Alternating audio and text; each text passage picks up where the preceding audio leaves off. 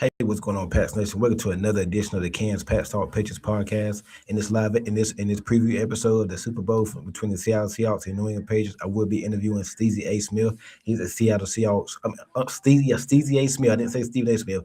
Steezy A Smith. He's a Seattle Seahawks content creator. He does YouTube. He does a lot of content over there. Before we get started, make sure you hit the like button. Make sure you're sharing the content. Make sure you turn on your post notification for when I do go live. Whenever I do drop a new episode.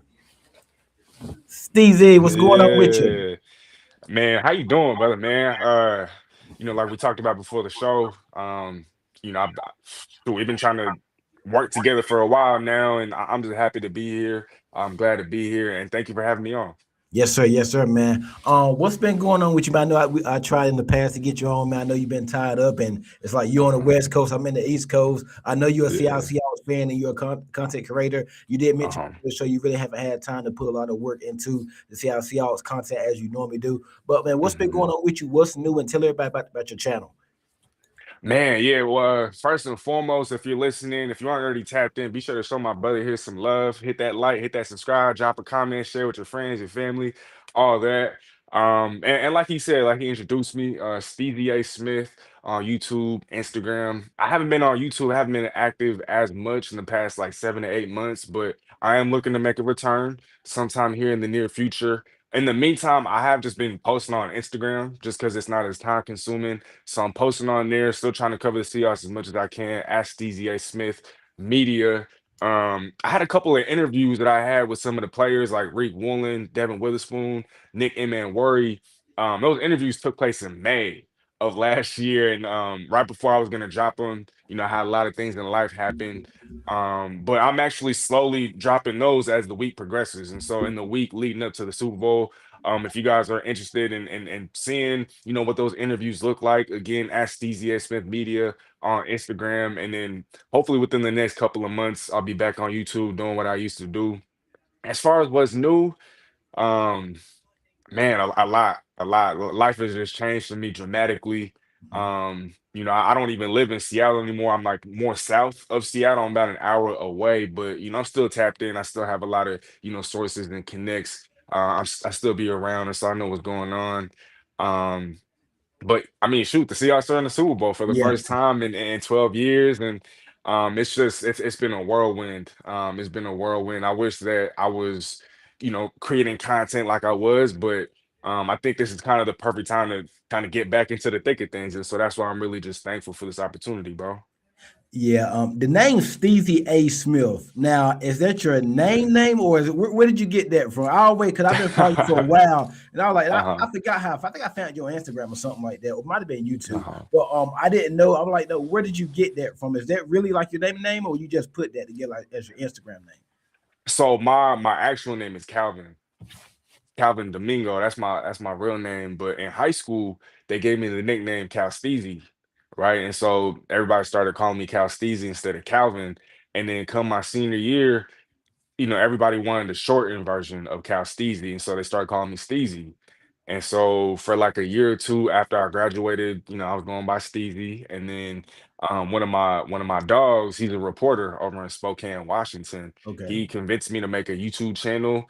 I started working in radio with him. At the time, I was working at my college for our newspaper. I was a sports editor there. He convinced me to get into radio, convinced me to make a YouTube channel. And when I was thinking of a name, I was like, well, they call me Steezy. And then, obviously Stephen A. Smith, he's synonymous with sports. I like to think that he's sitting in that throne of sports media. And so I was like, you know what? I might be biting a little bit, but Steezy is original. So I'm gonna keep the Steezy and then let me take the A Smith, it kind of goes together. Let me put it together, and the rest is history. I like that, man. I like that. That name already stood out to me because I'm a big Stephen A. Smith fan. Then I seen y'all. Like, oh Mhm. wow, I mean, just kind of Crazy man, crazy man. Let's get into this game, man. Seahawks Patriots. Yeah. First off, the Seahawks season. Let's preview that a little bit. Are you surprised Mhm. where they are today, and at what point did you know Seattle will potentially could be playing in the Super Bowl? Man, yeah, I'm not gonna lie to you, bro. Right before the season started, I was invited on this podcast. He's one of the top attorneys slash lawyers here in Washington State, and he invited me on his podcast. I actually just reposted this last week because he had asked me to repost it. He asked me, are the Seahawks going to the Super Bowl this upcoming season? And you can hear me loud and clear. I'm saying, I don't think this year. I think next year. And so I'm kind of eating crow. I thought that this team would be a playoff team. I thought that Mhm. this team would, at the very least, be a wild card team. They might have a chance at potentially winning the division, but going all the way to the Super Bowl, I didn't see that coming. As far as when I knew it was a real possibility, I would say I would say somewhere around week 11, week 12, week 13, I started looking at this team and saying, okay, well, I knew that this defense was going to be top tier. I knew that this defense was going to be elite going into the Mhm. season. But as far as everything else, I kind of needed to see that play out. And so with JSN kind of doing his thing, Sam Darnold stopped turning the ball over after Yeah, that game against the Rams in what was it, week 11? like I the might I be think getting yeah, somewhere around that range, but it was after that first matchup against the Rams, like a week or two after he that threw was when I four in that realized, like, game, and then he's had some turnovers, but he hasn't been erratic as he has been in the past. precisely.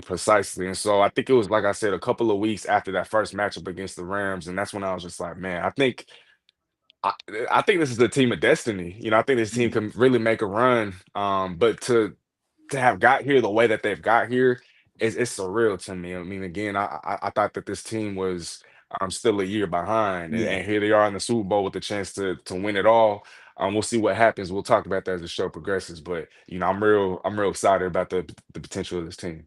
Going back a couple years ago, y'all got rid of Pete Carroll. Then last year, you got Uh-huh. rid of Geno Smith, got rid of DK Metcalf, got rid of Tyler Mhm. Lockett. A lot of guys y'all lost and whatnot. A Mhm. lot of people thought y'all maybe rebuilding, y'all tearing it up, just rebuilding, starting from scratch. I mean, y'all got got some draft picks from the Steelers for the DK Metcalf trade. Like, were you Mhm. surprised at the move this past offseason, all the moves that y'all did?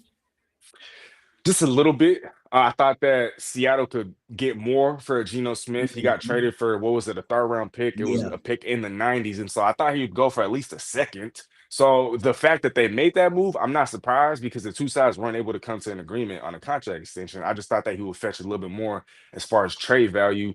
DK, not super surprised because you could tell that the writing was on the wall. yeah. But I also thought that he would fetch a little bit more in a trade. So I thought that Seattle could get a first for him instead of a second round pick that was closer towards the third round. And then Tyler Lockett, him being released, the money was just in the production that they just weren't, correlating. And so I'm not super surprised there. But um as far as rebuilding, I didn't think that Seattle was rebuilding because when you look at some of the moves that they made, signing DeMarcus Lawrence, who's a veteran, Cooper Cooper Cup, Kupp. who's a Yep. veteran, that told me, like, hold on, this team isn't rebuilding. This team is retooling. And then you bring in a Sam Darnold, I think we're about the same age. He's 27. And so I'm like, hold on, this team isn't rebuilding. You look at the ages of some of these guys that they're bringing in, this team is not rebuilding. And so it was more of a retool. But again, the fact that they've gotten this far so far, that's really what's the most surprising. Mike McDonald, I like him as a coach. He's a young guy. He can't. I mean, we had Gerard Mayo his rookie year last year. That was a disaster. We know what we Mm, got now. Y'all have Mike McDonald. We played you guys last year. It's a close game, and yeah. y'all won later, whatnot. How do you feel about Mike? I like him, man. I see a lot of people. I mean, even if y'all in the Super Bowl, I see a lot of people saying some things. Maybe the lights might be too bright for him, and blah blah blah, and this and that. Mhm. How you feel about Mike McDonald? Man, well, actually, like I said, so this past year I haven't been as tapped in, right? But last year, when I went to training camp, I got the opportunity to meet Mike Okay, McDonald, got to shake his hand. I got to, chop it up with him for a little bit. And just my initial impression was, well, before I met him, before I shook his hand, I always thought that he was one of those guys where it was like, he was kind of shy and, he's not really, one of those wanting to be in front of the spotlight or whatnot. But when I shook his hand, when I got to talk to him, he was kind of outspoken. okay. He referred to me as his bro. He said, "What's up, bro?" And I was like, "What?" Like you don't really hear coaches, talking to media or content creators and calling them that, at least with my experience, right? Maybe the fact that he's a little younger, one of the youngest coaches in the league, Yeah. maybe that's why. But he was very cool, and he was talkative. You know what I mean? He seemed like he was outgoing from our interaction and from our conversation. And so, um, to going back to your question, I've always been a fan of the hire. When Seattle first brought him on as a head coach, I was like, what's the point of bringing in an offensive mind if that offensive mind is just going to be the third best coach in the division after Sean McVay and Kyle Shanahan? So Hmm. instead of bringing in a like-minded individual to coach his football team, why not bring somebody in that can counterpunch these offensive juggernauts in the division, in the Sean McVays and the Kyle Defensive Shanahans of mind. the world? Yeah. And so I was a big fan of the hire. I loved what he did over at Michigan. I loved what he did over in Baltimore. And we saw he kind of had the LeBron effect in Yeah. Baltimore, right? After he left Baltimore, or before he left Baltimore, they were number one across the board defensively. After he leaves, they're bottom of the board, all across the board defensively. And so obviously he's not single-handedly responsible for all of that, but it just goes to show just how important, how vital he is to a team's success, especially on defense. I definitely think y'all got yourself something there in a young, bright mind and Mike McDonald. Man, I like him, man. I mean, he seems like he's that guy, man. Yeah. As far as the Patriots go, we got Mike Vrabel, similar to Mike Mhm. McDonald, defensive coach, but he did win 3 Super Bowls with the Patriots. He's a defensive mind. I don't know how much you've dug into the Patriots this year, but how do you feel about the Patriots season so far? Are you surprised at the pass are here? Because me, I'm surprised. I had us at like Yeah. 7, 8 wins. I said, listen, they win Hmm. 7, 8 games. I'll be happy. The season is a success. They win. They go to Buffalo and win. They go to Tampa and win. You go Hmm. to Baltimore and win. I know Baltimore want the same, but you still go to Baltimore and win. They Um, came back. yeah, you They won came in back. Denver. You beat the Texans, where everybody's talking about that defense. You beat the Chargers and Drake May first game. Like, what are your impressions of the Patriots this year? I'm with you, bro. I'm also a little surprised.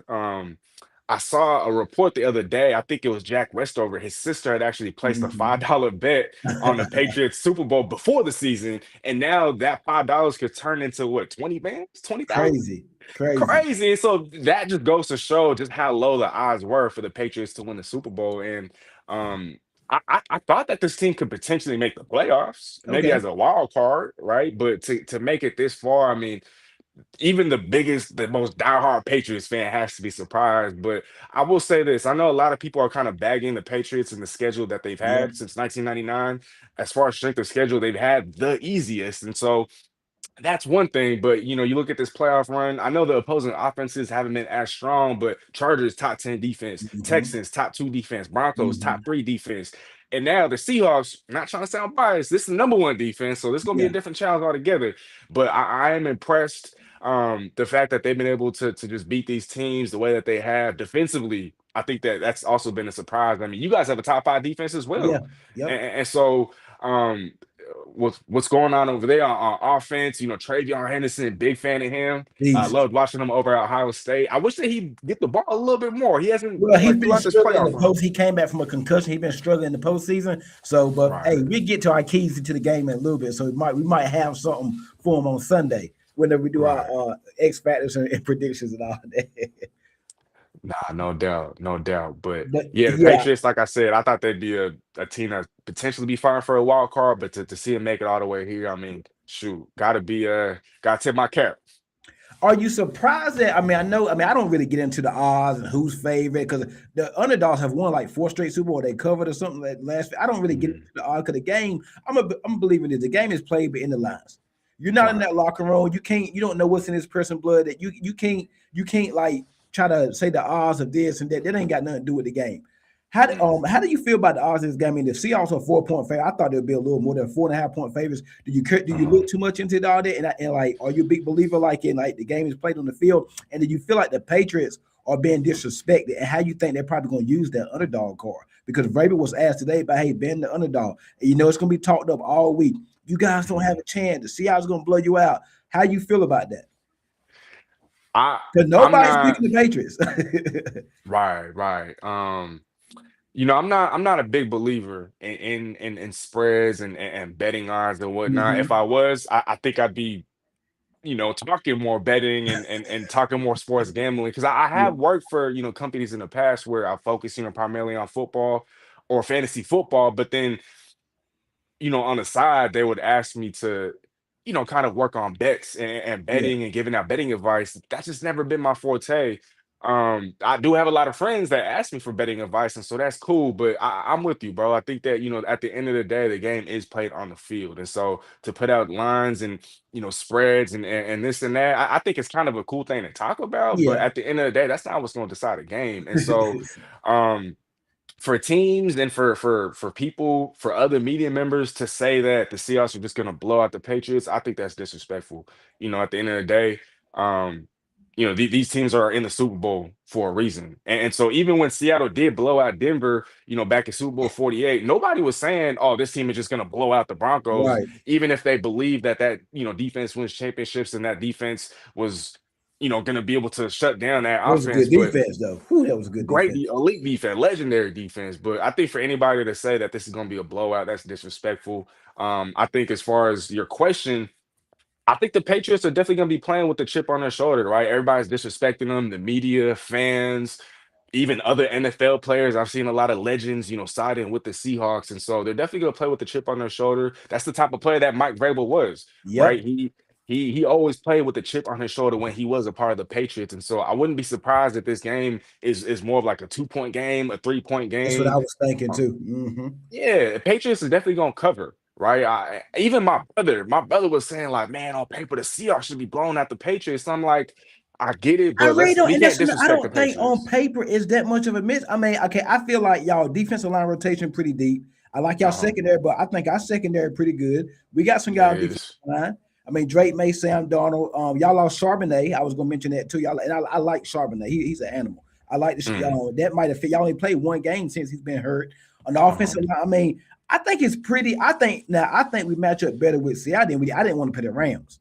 Not saying I Mm, thought we beat Seattle, but I didn't want to deal with Stafford and McVay and Puka and Adams. And you see the Rams twice a year. You know how that can yeah. be. So, and I didn't want to do that. So I felt we matched up better against Seattle, against Seahawks or whatnot. But I Mm. don't see on paper where it's so, because y'all don't have the big household names either like we do. So I never seen like, why is it so much of a mismatch on paper? I didn't get that. I think just to play I devil's think it's advocate for a recency little. biasness too, based on what y'all did in the playoffs too, and how the Patriots have looked too. I think that has something to do with it too. Oh, definitely. I mean, a lot of people fall victim into, that recency bias. I think if I had to play devil's advocate, though, I think, what a lot of people are looking at is you guys' offensive line, specifically the Mhm. left side, right? I know Will Yeah, Campbell, he's been solid. You guys had Jared Wilson at left guard, but those are two rookies at the end of yeah, the day.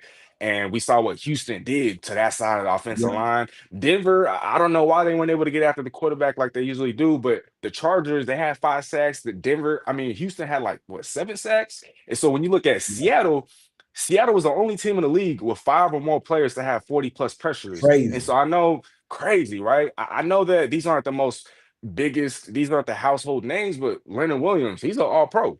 Byron Murphy. Byron Murphy should have been a Pro Bowler. He Yep. had what 7.5 sacks this year as an interior lineman. Demarcus Marcus Lawrence, a Pro Bowler, Lawrence. game record. Jaron Reed, a veteran who's been there for a long time. Boye Mafe, Eric Hall, Uchenna Nwosu. Like And this group Mafe is can't even get deep. on the field like that. So I like Mafe. I like Mafe too. He's always had potential, but you're right. There's only so much. There's only so many snaps to go around, and when you have 5, 6, 7 edge rushers, interior, exterior, I mean, you have guys coming from all over the place. And so I think the biggest mismatch. I know we're going to get into the keys, but I think the biggest mismatch right now, what a lot of people are looking at, is that Seahawks defensive line. The Yep. way that they're able to get after the quarterback without having to blitz, Yep. because I think they were top 3 in sacks, top 4 in sacks without having to blitz versus that left side of the Patriots offensive line. That's going to be a mismatch for me. Yep. I want to talk about Sam Donald real quick. Let's talk about Where it. you whenever y'all did sign him, was he your first? Is that who you wanted, or did you want to go to the draft to get somebody? And how do you feel how the Sam Donald experience have gone so far? I'd be lying if I were to tell you that he was my first option. And and free agency, that's no disrespect to him, though. I mean, everybody loves him here. Everybody's going hand for Yeah, Sam, and he's definitely proven everybody wrong. But I keep it real. I keep it a stack always. I'm not gonna lie to you and say that he was my first option. At that time, I was thinking Justin Fields. I was thinking maybe Justin Fields, but now I'm mm, glad that didn't. that didn't pan out. Because I mean, I still believe in Justin Fields. I'm a big fan of Justin Fields, Yeah. but he was one of my options, one of the guys that I wanted at quarterback. Another guy that I wanted at quarterback, Seattle actually ended up getting in the third round of the draft. Quarterback Jalen Milroe out of Alabama. Yep. I got a chance to meet him in the offseason, and he's a real cool, down to earth I met individual. him I even got last to year meet at his. Radio Row. I went to the Super Bowl for Radio Row last year. I covered the Super Bowl. I met him last year. Nice guy, man. Man, real humble. I met his family as well, and so those are the two options that I wanted: Justin Fields, Jalen Milroe. Didn't get Fields, but we did get Milroe. It's gonna take a couple of years, I think, before he really even has a chance to step in and Yeah. potentially start. But I do like his potential. I like what he brings to the table, intangibles, his leadership qualities, all of that. Like I said, humble, down to earth. As far as the whole Sam Darnold experience, I mean. Man, he was in the MVP conversation in the first like Mhm. what 5, 6, 7 weeks of the season, and so it was really when he went on that run statistically when I looked at it and said, "Well, you know what? This might be one of the best free agent signings in NFL history, not just Seahawks history." I mean, you look at the deal that Seattle gave him, 3 years, 100 million. I know that seems like a lot, but compared to other quarterbacks, he's probably like the 16th, 17th highest paid quarterback in football. And so when you look at that kind of value and the type of production that he's bringing, the fact that he's won 14 games in a row as a team starting quarterback and back-to-back seasons, yeah, he can be a little erratic, but I mean, again, 2 straight seasons of 14 plus wins. I mean, Right. it's hard to argue against that. And so, right now, obviously, I'd give the signing the A plus plus plus plus. Yeah. And it was a bit of a roller coaster, right, throughout the year. But I think at the end of the day, it's hard to argue against these results. Man, we got to talk about Jeff Smith and Jigba. This kid is Oh, a freaking animal. And oh, Christian Gonzalez whew, going to have his hands full with him on Sunday. Now, Gonzo, um, all pro, really good corner, mhm, top five. He ain't five. He's a good corner. yeah. Probably even top three. But Mm. how you feel about the Jack Smith and Jigba matchup and Chris Gonzalez? It's going to be must see TV. Must see TV. I mean, it's crazy to think that they're both in the same class. They're both from the Yep. Dallas area, and Crazy. crazy. Last year when the Patriots actually played the Seahawks, Gonzo spent most of his time DK. against DK, and so Jason didn't really see a lot of Gonzo, and so um, I'm confident. I know Gonzo will get his. I know Jason will get his. Yeah. That's just what happens when you put together two elite talents, Two right? dogs. I mean two dogs, straight dogs. And so JSN, I've seen him, route up Derek Stingley. Yeah. I've seen him against, some of these top tier, some of these elite cornerbacks. You can match up with anybody. He'll get his. He's just that special. He's that elite. But like I said, Gonzo on the other side, he's that special. He's gonna get his. I know against the Broncos, he on that first play that where Denver scored, Marvin Mims, right on that goal. He got beat there, but after that, didn't allow That's it. nothing. And he even And had that a was pick. actually a busted cover. He was waiting on Hawkins to come over for the time he thought Hawkins was going to pick up. That was Right. He thought the actually that's safety why was up yeah. top. Yep, that's why he played Right. it like that. So Right. So he didn't get burnt per se, but my point is that everybody's gonna look at that and say, "Oh, he got burnt." But what I'm trying to say is that after that mistake, he really locked in from there. mhm. Nothing else, was coming in his direction, and for good reason. And he even iced the game with a pick. And so I think when you have elite special players, to be able to bounce back from mistakes and to be able to stay locked in mentally, I think that's part of what makes a player special, or part of what makes a player great. And so, yeah, I think at the end of the day, I mean, he's gonna get his, Jason's gonna get his. It's really hard to predict, right? We just Yeah. gotta see it happen because they're both so special. Now Seattle, number one seed NFC, so you probably don't have too many weaknesses just like the Patriots. But if you're the Patriots and you're planning to play the Seattle Seahawks, now you're the Patriots coach for as of right now. How are you Mhm. to give me two weaknesses, one on offense, on defense? How are you going to attack the Seattle Seahawks? So I think on offense, I mean, you got to put pressure, right? You got to get pressure against the Sam Darnold. You got to get him Mhm. to play off rhythm. Yep. You have to get him rattled, right? I Yep. know a lot of people on social media like to say, "Oh, you got to get him to see ghosts," right? And so if you're gonna do that, you got to bring pressure. Whether Yeah. that's I don't know if you So guys he are struggled against pressure this year. I must, for the most part, I've seen some stats he has. Right, right. So he's not, and a lot of quarterbacks. I mean, it's Yeah. hard to thrive under pressure. There's only a select few who really thrive under pressure. But when he's really under siege, I mean, that's when he's really at his most erratic. And Yep. so I think you got to put together some real exotic blitz packages. Um, you really just have to put pressure on Sam Yeah. Darnold. So offensively, or the biggest weakness for Seattle's offense is if you apply consistent, exotic type of pressure against a Sam Darnold. I think that you guys could see a lot of success if that were to happen. And then on defense, ooh, it's hard to point out a weakness. I mean, every team does have a weakness, so I can't sit here and say that that defense is Your impenetrable run because defense is good. Your pass defense is good. Y'all can get pressure with four. Now, I right. think I did see one of my guys said that we can attack Josh Jobe. Is he your starting corner? He's one of the starting corners. He So is. Woolen is like the rotational, I'm guessing. Well, on the outside, it's because Spoon is in the nickel. Yeah, that's right. I Right, so forgot about Spoon's a Spoon. Yeah. nickel. Yeah, Spoon's a nickel. But Reek has been more of a rotational. He hasn't, played as many snaps as he has in the past. But if we're just looking at the base defense, yeah, Reek and Job are the two outside guys. Because Seattle, I think, leads the league in nickel Nickel. packages. Yeah, yeah, yeah. Right. And even dime as well. Seattle loves to have as many DBs as possible. Obviously, when you have a Nick Warrior, Devin Witherspoon, you're kind of afforded that luxury. But Job, it's not to say that he's a scrub by any means, but if we're just comparing everybody on the defense, he is probably Your best bet to towards attack. right. And so attacking Job, right? Like if I don't know how often you guys shuffle Stephon Diggs around a formation, but I would Yeah. look to attack a Josh Job with a Stephon Diggs, Uh-huh. for example.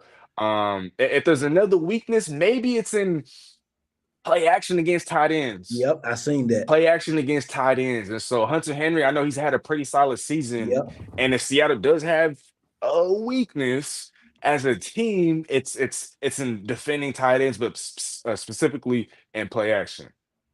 Sounds good, man. Your three keys to the game.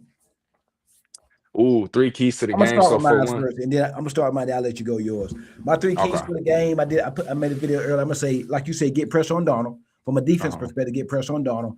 Number two, we gotta start quick. I've noticed from the Seahawks, especially last month of the season and most part of this season, they start they start quick, they get the play action going with Donald, get that run game going, they get up about 7-zip, they say it's 10-zip, or like you Mhm. have to start quick, take that play action out, stop the run, and put Donald in that offense on in third and longs. I think Clint Kubiak, he's probably gonna get the Raiders job. Look Mm, real good corner. I love the thing that y'all did with JSN last week, having him in the backfield, in the how y'all move backfield. him around. Clint Kubiak, he's gonna be good with the Raiders. I like him. We didn't mention him yet on the show. But Mhm. we got to start quick on offense. Defense pressure Donald. Get him in third and long. And on offense, we have to get the run game going. We got to get that run game going. They try to get Seattle out that quarters defense and had them bring a safety down. That's what I feel on the three keys for the Patriots to win this game. For me, number one, we had to put a spy. Seattle has got to have a spy on Drake May. As I was watching that Denver and New England game, I mean, that's really all the offense that Yep. the Patriots that you guys were able to generate was Drake May scrambling, right? But we've seen that all throughout the season. I mean, he's not a statue over there, right? He's one of the more Mm-mm. mobile quarterbacks in the National Football League. And so Seattle has got to have a spy. I kept watching Denver's defense and I kept thinking to myself, are they going to have a spy? Are they going to have And anybody Denver got a follow? top five defense. Top five defense led the league in sacks. They have a bunch of dogs. They had three all pros. They got some athletic defenders there, guys that could keep up with a Drake May. And so I kept asking myself, are they ever going to have a spy? Are they ever going to have anybody just, contain the edges and make sure he stays in the pocket, don't get outside? It never happened. And so what I told myself was, okay, if Seattle beats the Rams and Seattle sees the Patriots, they got to have a spy. So that's my number Mhm. one key. Got to have a spy. Got to have somebody keeping track, keeping tabs on Drake May at all times. Number two, we kind of alluded to this earlier, but I know Seattle doesn't like to blitz a lot. But I think we got to start applying a little bit more pressure. Yeah. I think Yeah. what we've seen, it's become a trend so far. I know Denver didn't really get after him, but again, with the Chargers, with the Texans, 5 sacks, 7 sacks, two rookies on the left side. I really want Seattle in that defense to attack that. I know Mike McDonald's gonna cook up some exotic type of blitzes and different schemes to confuse the offensive line and confuse Drake May. And so number two, really get after that left side of Yep. that Patriots Campbell offensive and line. Wilson. Right, exactly. The two rookies, and then number three, I know Sam Darnold had a perfect game against the Rams, 340 plus yards, three touchdowns, Protect the no ball. picks. But we got to run the football. Take some pressure off of Sam Darnold. Don't want to put the full load on him because if I'm comparing the defenses, I like the Patriots defense more than I like that Rams defense. Okay. And so I wouldn't want to put the load offensively on Sam Darnold's shoulders. Not that I don't trust or don't believe in him, but I just think he plays a lot better